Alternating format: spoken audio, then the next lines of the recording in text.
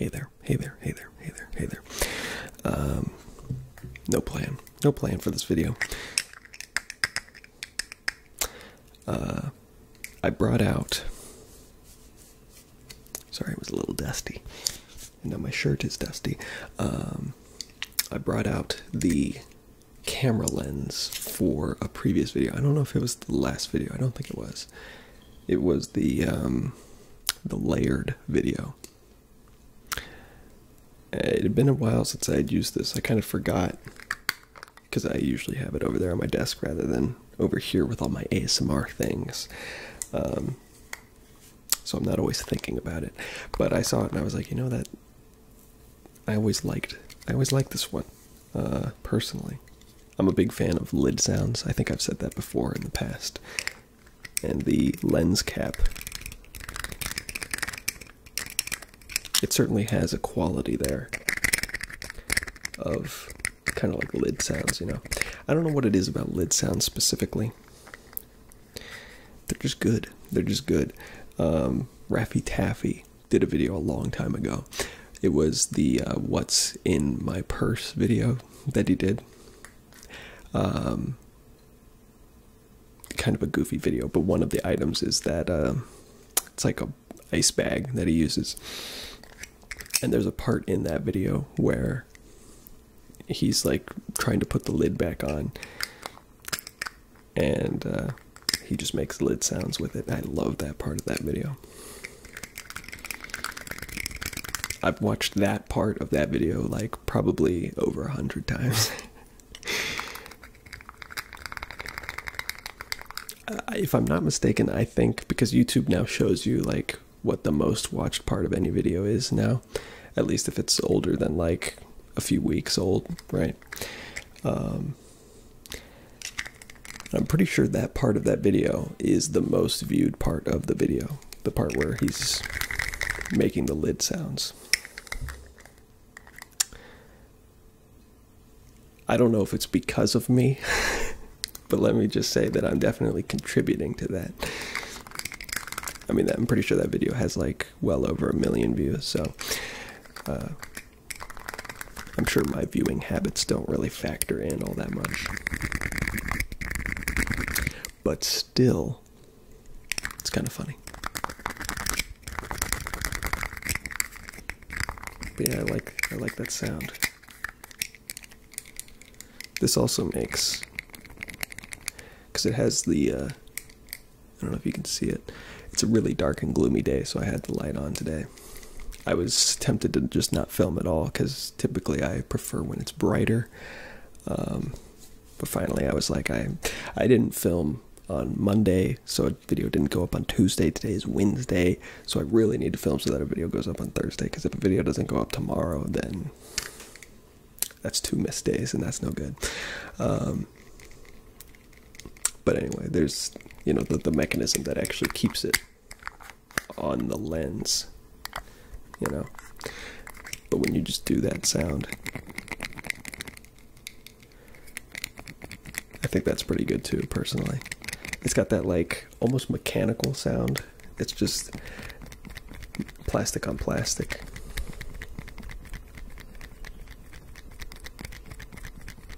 Is that coming through at all?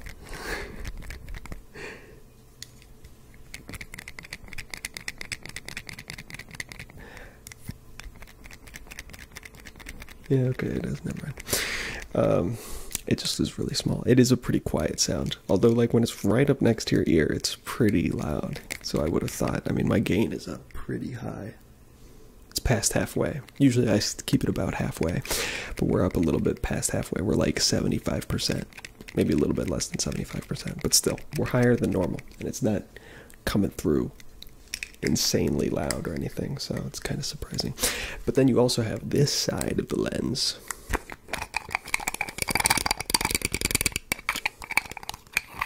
which you can also use to make lid sounds. It's just a different type of lid sound. The front end is a much more high-pitched, it's a much more high-pitched, like, clicky sound. Like I said, it's like almost more mechanical.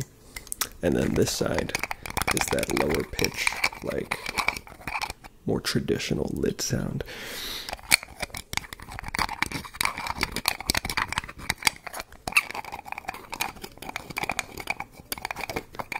Lid sounds are so good though. Like I said, I don't know what it is about lid sounds. Like, you would think that most ASMR is rooted in some kind of like evolutionary thing where, like, you know, I think a lot of ASMR stems from like personal attention, you know, like, at least for me personally, the first time I ever experienced ASMR was when I was getting a haircut. I would get ASMR when I was like 5 years old or whatever. And I think that just comes from the fact that it was like, you know, it's a person attending to you specifically. Like, that just feels good, you know. It is emotionally satisfying. I would imagine that a lot of ASMR is rooted in that, where it's like, the reason we get tingles from certain things is that it like reinforces some idea that like we are safe or we are like comfortable, you know, whatever. I don't know what specifically about like struggling to open a lid or put a lid back on. I don't know what about that would be emotionally satisfying, but who knows? I mean, I could be way off about ASMR. I don't think really much is known about ASMR in general.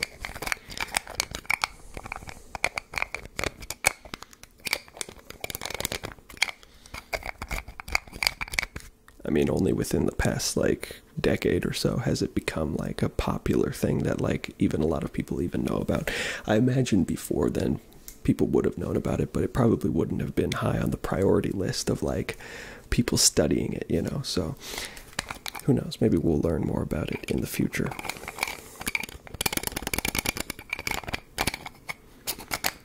But that is my immediate assumption. Like I said, I would imagine that a lot of ASMR just comes from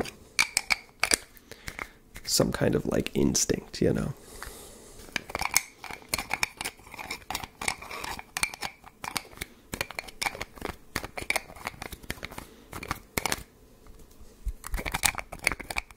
M.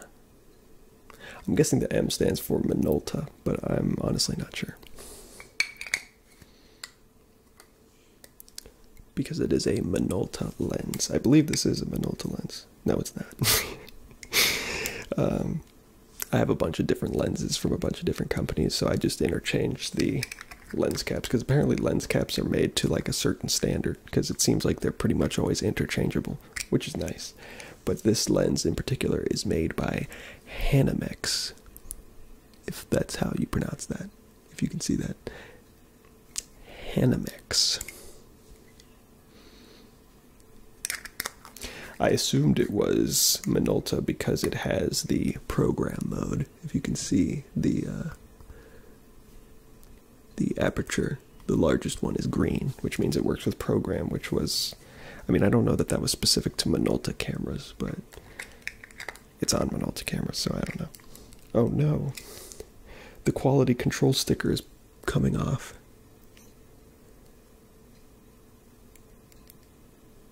Huh.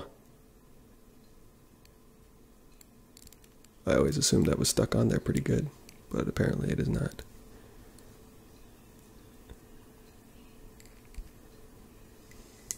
Well, we will just stick it back on there and ignore that. I guess you're not really supposed to handle these lenses like this.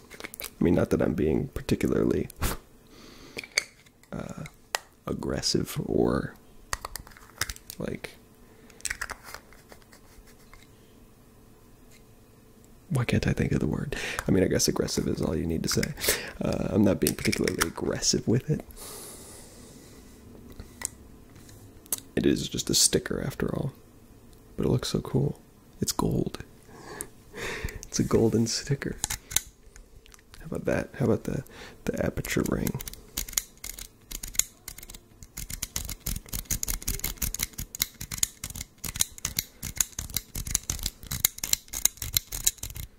This is a bit more aggressive. This probably is not great for the lens, in all honesty.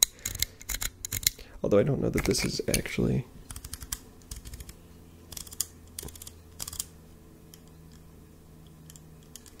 Is it? I can't tell. No, it is. Okay. I was gonna say I'm not sure if it's actually changing the aperture, because when you have the lens actually on the camera, when you adjust the aperture, it doesn't actually change the aperture right away. It only adjusts the aperture once you take the picture, and that's just so that you can constantly see through the viewfinder without it affecting like the brightness of what you're looking at. That's why on most cameras there's like an aperture like test button, I guess. I don't know what it's called exactly, but it makes it so that you can see through the viewfinder what you're actually going to get out of the picture. But you wouldn't want it like that all the time. But when it's not in the camera, it is actually adjusting the aperture. So this is probably not super great for the lens to just do this, but honestly, I don't use this lens all that much. It's 28mm. Yeah, 28mm. It's pretty wide angle. I'm a much more of a telephoto guy personally. I really, when it comes to photography, I love zoomed in shots like that super compressed, like super zoomed in image, rather than that like wide angle, super open. It's just my personal preference, so I don't end up using this one much at all. So of all the lenses that it's okay for me to ruin, this is probably pretty high up there. I mean, 28mm isn't really even going to be great for like portraits and stuff.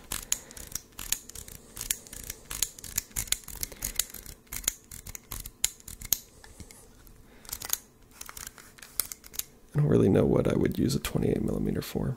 I mean, I guess like a wide open landscape potentially, but again, it's like, do you want to see the whole landscape, or do you want to see like something in high detail, you know? I just like, I love the look of like a zoomed in photo.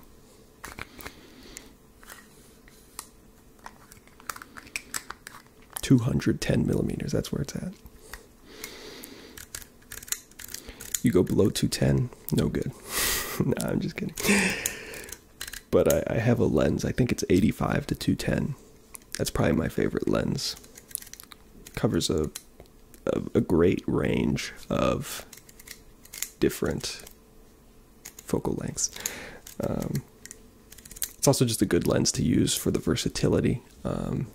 Like I have a bunch of lenses, but you know, interchanging them is not super immediate, and sometimes an opportunity to take a picture comes along where you just have to take a picture. You don't have time to switch the lens, so it's pretty convenient to have a lens that has a pretty wide range. I would say 85 to 210 is pretty good. Again, I'm not 100% sure that that's what it is, but I think that's what it is. It might be 75 to 210. But either way. I also made this sound in the layered video. And I thought this one was kind of cool. I don't know if I've ever made this one before. I'm just using my fingernails to go along the lens cap here. Has ridges on it all the way around. And so just by twisting the lens, I can make that noise, which is kind of cool. I think that's an interesting sound. I would like it if I could get it more constant, but I can't, you know, I can't continually spin my hand in one direction. I'm not General Grievous, you know. So, yeah, in order to get this to be super continuous, you'd have to... It could be done if I was more skilled, but I'm not.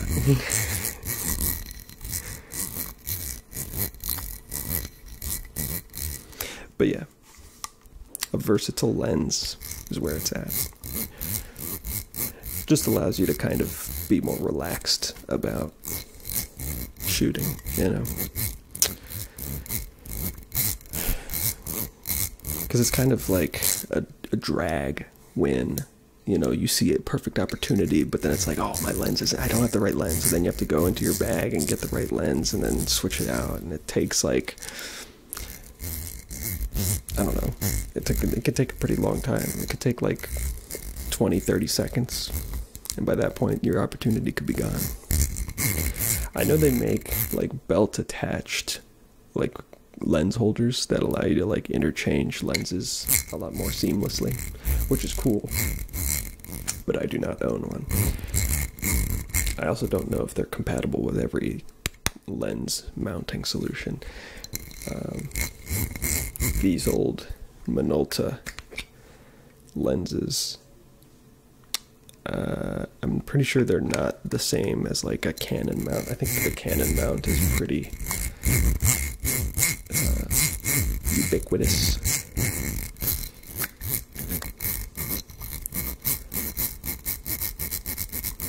I forget what the name of this mount is. I want to say it's like an E&L mount. Is that something? That might be nothing. I don't know. I want to say that's what it is, but I'm not exactly sure. I wonder if it says on here.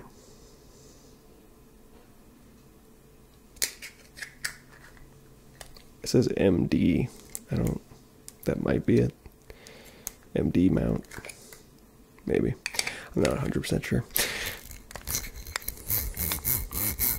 It's been a while since I like purchased anything new camera related, so I just use what I have at this point. I don't really need to know what it is because it all works together, you know. I honestly haven't shot any pictures in quite a while. It's a bit of a shame because it's a lot of fun. It's just it's expensive, and the waiting time is kind of sucks because I don't have the technical know-how to develop the films myself, so I have to take them somewhere, and the closest place to me that develops film is like an hour and a half away. So when I want to get my film developed, I have to drive there, drop the stuff off, and then wait like, I don't know, they do it pretty quick most of the time. It's like 2 or 3 days, but then I might not be able to go, you know, right away. So then, you know, I might end up waiting like a week to go back, and then that's an hour and a half drive there, which means it's actually 3 hours both times. That's 6 hours of driving.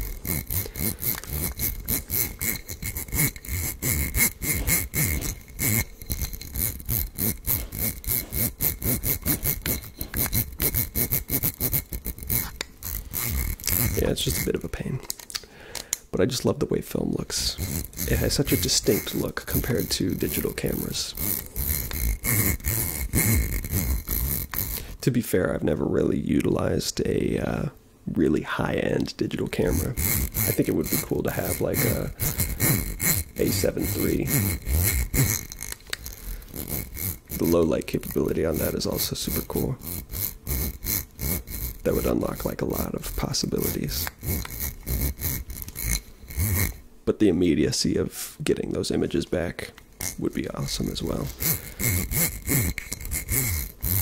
But yeah, I like film. Film looks cool. And there's lots of different types of film. That's kind of the coolest part of film, is like,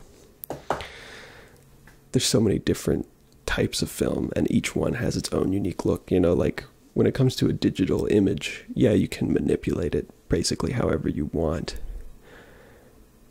and you can get all sorts of different results, but there's just something a little cooler to me about how film works, you know, and how the differences in manufacturing of each type of film lead to different results just innately, you know. There's no, I mean, I still do post-process my film images a decent amount, so maybe it's really not that different, but still, it's just cool. It's cool to experiment with the different types of film, and I like it. I like it. I like the whole, you know, like going forward, advancing the film and everything. It just feels cool. All right, feels cool. Anyway, I think I'm going to end it there. This might have been a slightly shorter video, but sometimes you run out of time. Anyway, thanks for watching, and I'll catch you later.